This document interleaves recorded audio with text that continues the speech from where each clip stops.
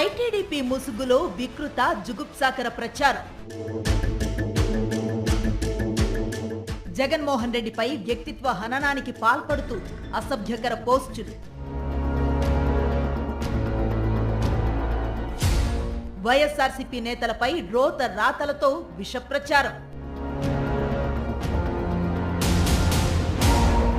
లోకేష్ కనుసన్నల్లోనే సాగుతున్న psycho factory ITDP.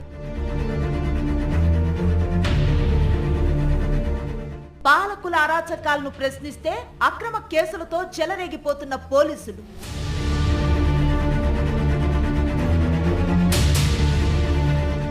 ITDP అఘాయిత్యాలకు గులాంగిరి చేస్తూ పరవశించిపోతున్న ఖాకీలు.